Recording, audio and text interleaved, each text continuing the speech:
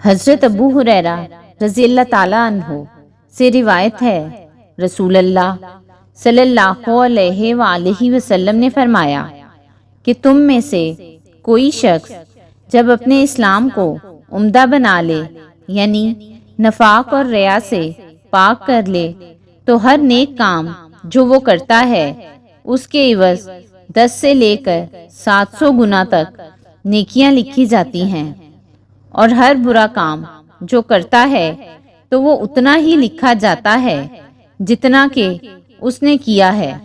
حضرت عائشہ رضی اللہ تعالی عنہا فرماتی ہیں کہ رسول اللہ صلی اللہ علیہ وآلہ وسلم ایک دن ان کے پاس آئے۔ اس وقت ایک عورت میرے پاس بیٹھی تھی۔ آپ نے دریافت کیا، یہ کون ہے؟ میں نے عرض کیا، فلاں عورت، اور اس کی نماز کے اشتیاق اور پابندی کا ذکر کیا۔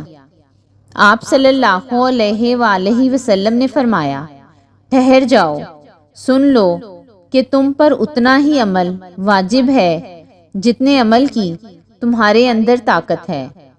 خدا کی قسم، ثواب دینے سے اللہ تعالیٰ نہیں اکتاتا، مگر تم عمل کرتے کرتے اکتا جاؤ گے، اور اللہ کو دین کا وہی عمل زیادہ پسند ہے جس کی ہمیشہ پابندی کی جا سکے اور انسان بغیر اکتائے اسے انجام دے۔